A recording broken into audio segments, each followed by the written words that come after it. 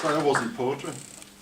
The Seamus Heaney Centre is the cradle of creativity, not just poetry. So it's a global centre for poetry, but also for prose fiction.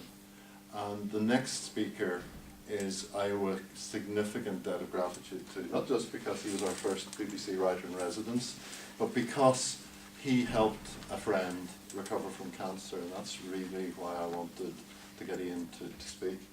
My friend Martha discovered she had breast cancer of a particularly aggressive type, and she lives in Manhattan. She teaches in Pace University. She's convinced, Pace is a few blocks from Ground Zero, she's convinced that 9/11 gave her this cancer. It doesn't run in her family and all the rest of it.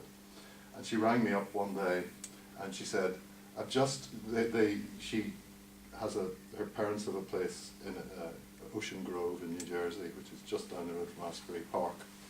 And she rang me up one day and said, all my hair has just fallen out on the freeway going from Manhattan to Ocean Grove.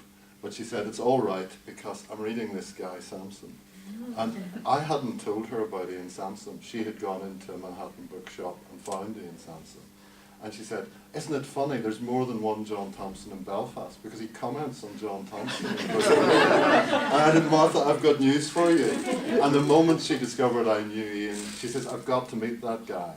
And so, I mean, she's coming over. Her recovery is slow, but she's having radiation, as they say in the States, radiotherapy at the moment. She thinks she's back at work. She's not really. But she's due to come to our conference in June. If any of you are free, Geographies of Orthodoxy, Lives of Christ, 1300 to 1500, you're more than welcome. Martha is going to be one of our plenary speakers. And I had to ask Ian to read something. I wanted him to read not about Protestants and Catholics here, but about Dundrum and Israel. So, over to Ian.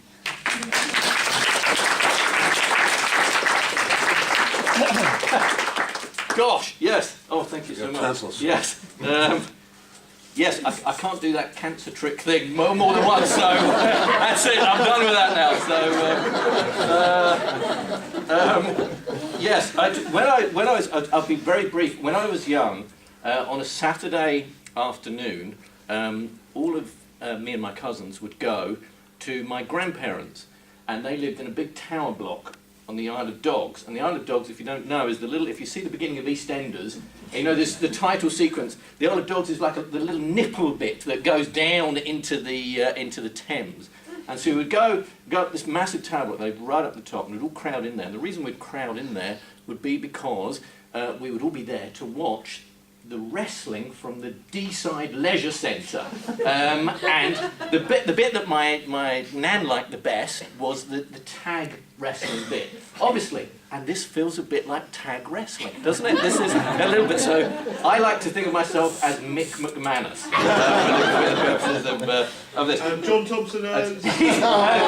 Big Daddy, Giant Haystacks, I don't know, my mind's going. Okay, so in fact, the first medieval kind of professor chap that I ever met years ago, well, I was about 20, he was the first professor that I ever met, and we used to have to sit down. I don't know if you do this. Do you do this? Where you had to you had to sit in a class and do the translations. If only. Well, anyway, we had to do that. Yeah. And anyway, this chap I can remember is the first professor I'd ever met.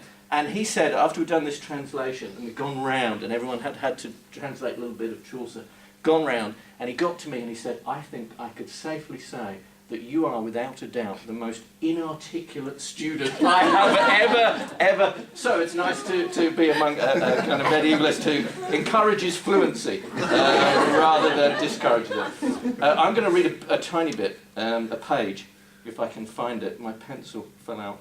And this is for about, here we go. This is a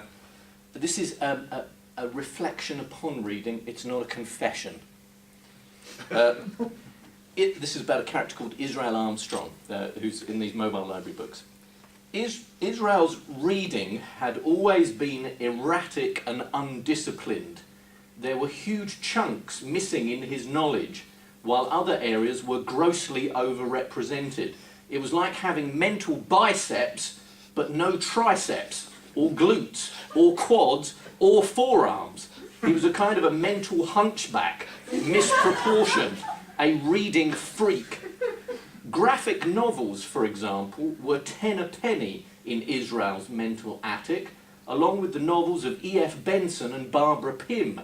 God only knows how they'd got there, piled up uselessly like old trunks full of crumbling paper, together with a whole load of Walter Benjamin and early modernism and books by Czechs and the Oedipus Complex and the Collective Unconscious and Iris Murdoch and William Trevor and Virtual Reality and Form Follows Function and Whereof One Cannot Speak, Thereof One Must Remain Silent and William James and Commodity Fetishism and Ruth Rendell and Jeanette Winterson and Anthony Pole. Anthony Pole? What was he doing there? Israel had no idea. He had a mind like an auction sale room. His actual knowledge of philosophy proper, say, or 18th century literature, or science, anthropology, geology, gardening, or geometry was skimpy, to say the least.